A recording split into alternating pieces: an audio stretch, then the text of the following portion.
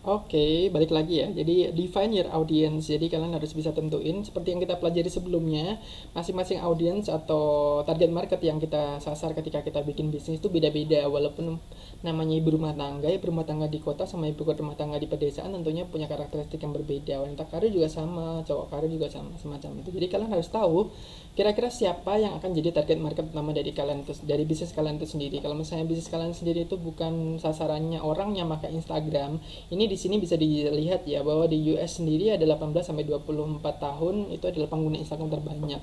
Tapi itu belum tentu di Indonesia. Jadi kalian harus tahu kira-kira karakteristik pengguna Instagram di Indonesia itu seperti apa dan ya, semacam itu. Jadi produk kalian itu apakah memang diminati sama pengguna Instagram di Indonesia atau tidak, semacam itu. Jadi kalau misalnya kalian, ya kita nggak bahas masalah Instagram ya, mungkin bisa Shopee atau mungkin Tokopedia semacam itu. Jadi kalau Tokopedia itu dia lebih nyasar, walaupun dua-duanya sama e-commerce semacam itu. Kalau misalnya Tokopedia itu dia lebih nyasar ke pengguna elektronik semacam itu atau pengguna gadget ya, di kalau bisa kalian baca di mana-mana semacam itu.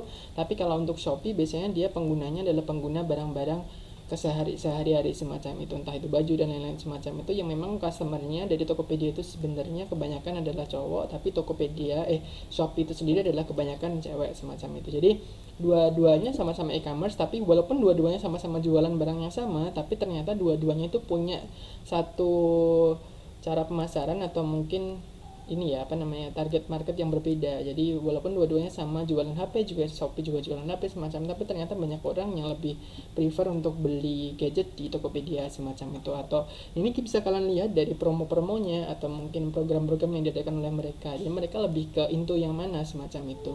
Nah, ini define your audience ini penting sekali. Kalau misalnya audience kalian, ingat ya, kalau misalnya audience kalian memang bukan berasal dari orang-orang yang pengguna Instagram sendiri, mungkin kalau kalian harus cari kira-kira sosial media apa yang tepat untuk produk kalian itu sendiri.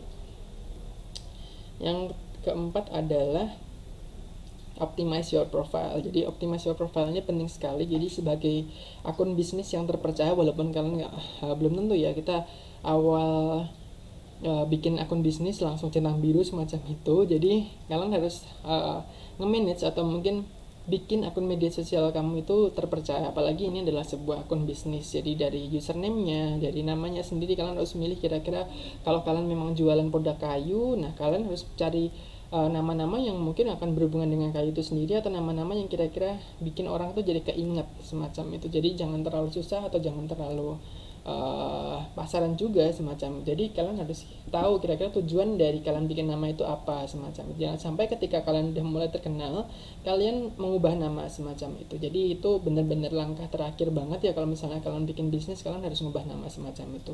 Lalu kalian juga harus ngisi websitenya seperti apa, walaupun mungkin kalian di sini hanya punya websitenya Facebook page. Kalau misalnya kalian bikin Instagram apa namanya bisnis, tentunya kalian harus bikin otomatis Facebook page semacam itu, ya nggak ada masalah sama sekali. Tapi kalau misalnya kalian di situ memang punya website, ya silahkan diisi. Kalau misalnya punya LinkedIn, WhatsApp dan lain-lain semacam itu bisa juga diklik, sehingga customer bisa lebih mudah untuk menghubungi kalian via website dengan klik itu tadi.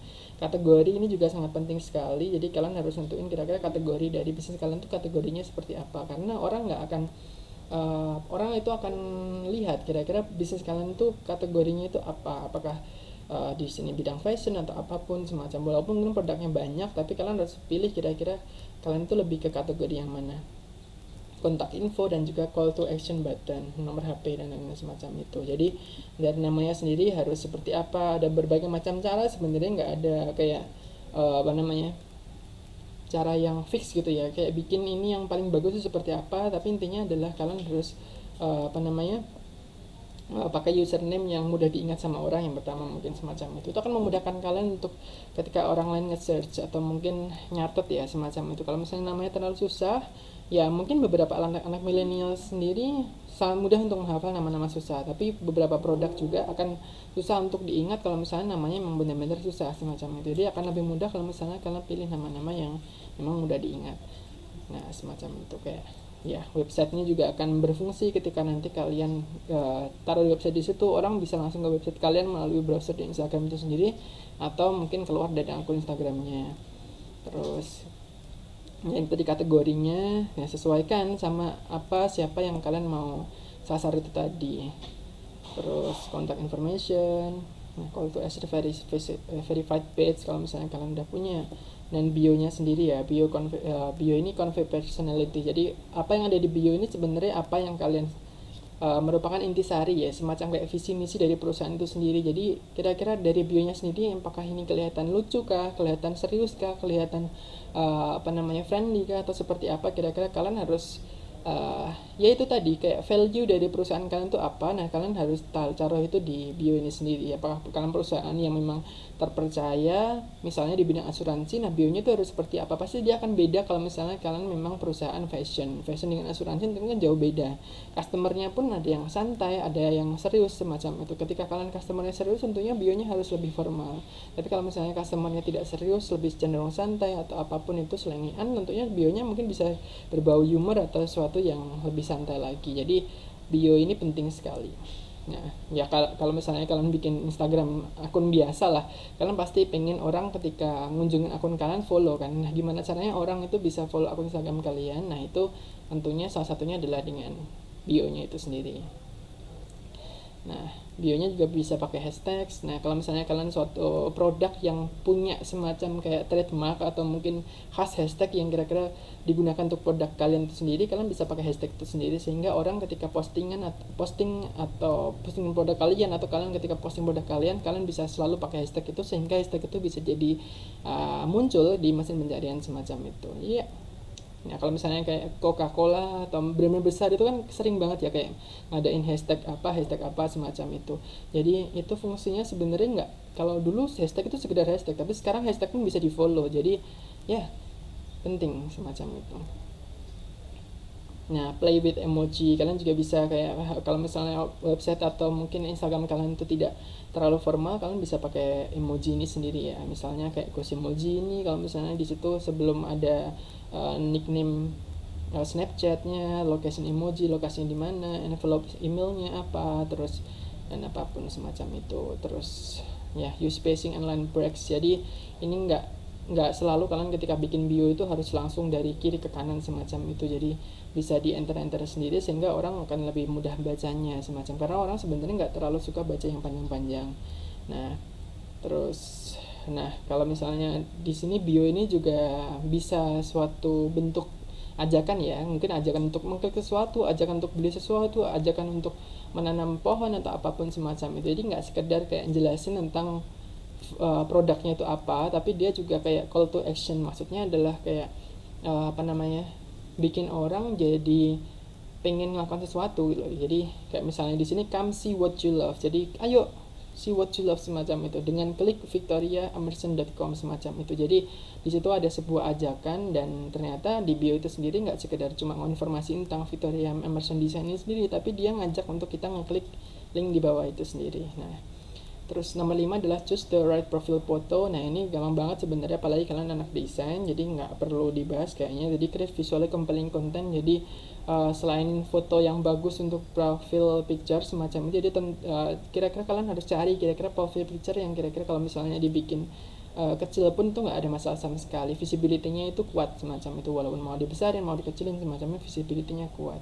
Jangan terlalu cari sesuatu yang bikin kayak terlalu detail, mungkin terlalu banyak warna mungkin di profile picture-nya kalian, itu kan sangat mengganggu dan nggak menarik, kayak nggak stunning semacam itu. Terus create visually compelling content. Jadi kalian setelah bikin profil fotonya, kalian harus mikirin kira-kira kontennya mau seperti apa. Jadi harus sebagus mungkin lah semacam itu. Kontennya mau kan kalau misalnya kita lihat sekarang tuh selebgram ataupun influencer semacam itu, tentunya pasti mereka punya semacam kayak goal untuk bikin Instagram feeds-nya itu ketika dilihat orang itu seperti apa. Nah, ini ada beberapa tips. Nah, kalian bisa pakai ini ya, kalian pasti ini udah di luar kepala sebenarnya. Jadi mungkin banyak tips atau banyak cara untuk bikin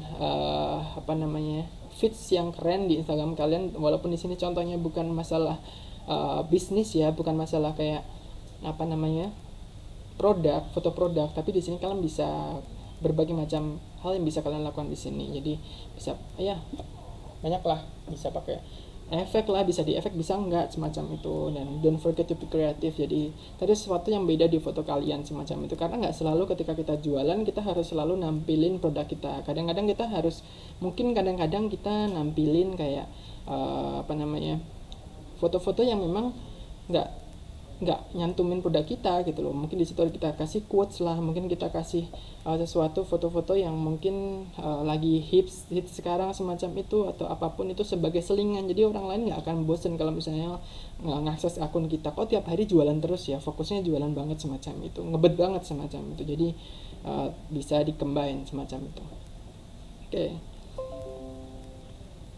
Nah ini contoh-contohnya. Nah ini bisa kalian manfaatin kayak detail, humor, atau mungkin suatu yang candid semacam itu. Nggak selalu foto itu harus nggak blur misalnya semacam itu. Terus pakai background yang bagus. Nah ini penting banget. Nah ini makanya kenapa cewek-cewek itu suka foto di toilet yang bagus misalnya semacam itu. Salah satunya adalah bukan karena mereka cantik, bisa jadi semacam itu karena toiletnya bagus gitu. Jadi nggak selalu produk itu akan terlihat bagus ketika di foto produknya aja. Ada produk memang butuh bantuan background yang bagus sehingga orang akan tertarik untuk beli produk itu sendiri.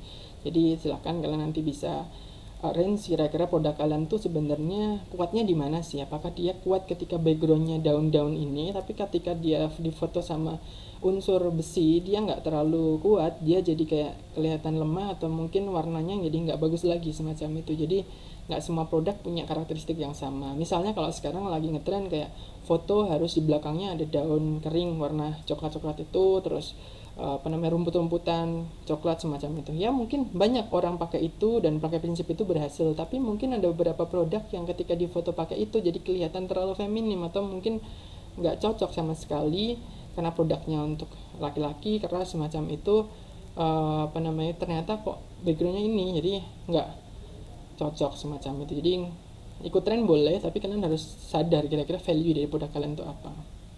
Nah semacam ini bisa pakai foto animal, foto makanan atau apapun semacam itu, dan ya pakai model atau apapun semacam itu. Nah ini adalah beberapa pilihan atau mungkin opsi ya, kalau misalnya kalian bikin foto di Instagram semacam itu, nggak selalu kalian harus nampilin produk kalian. Pertama adalah mungkin kalian bisa kira-kira bikin postingan Instagram yang ask your user a question, misalnya tanya usernya hari ini kalian mau makan apa, atau mungkin apapun pertanyaan yang random banget semacam itu, oke, nggak ada masalah sama sekali, asalkan sebenarnya mereka masih ada hubungan sama produk kalian, walaupun nggak secara to the point ya. Jadi jangan mungkin kalian bisa sekali-kali nanya kayak produk mana yang paling bagus dari produk-produk kami misalnya, oke, nggak ada masalah sama sekali. Tapi suatu saat mungkin kalian cuma nanyain kayak gimana hari kalian hari ini, misalnya gimana how is your day semacam itu, atau mungkin gimana perayaan lebaran hari tahun ini, atau seperti apa, atau membahas masalah COVID-19 atau apapun semacam itu. Dan itu bikin orang jadi kayak orang ini memang nggak fokusnya emang nggak sekedar jualan, tapi mereka memang human semacam itu, jadi kayak memanusiakan manusia semacam itu.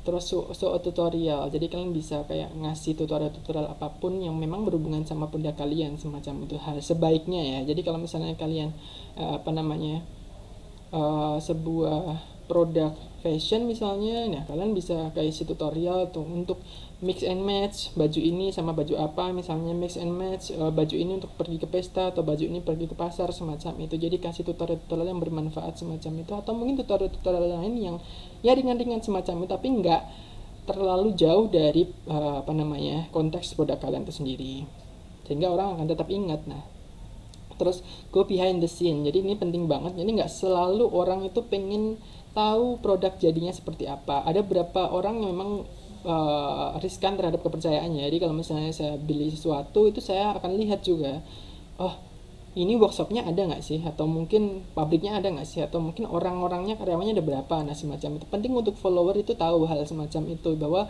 produk yang mereka mau beli ini dibikin oleh siapa, dibikin di mana semacam itu, dan pabriknya itu seperti apa. Walaupun kalian bakal mungkin akan ngupdate pabrik yang mungkin kotor, atau mungkin nggak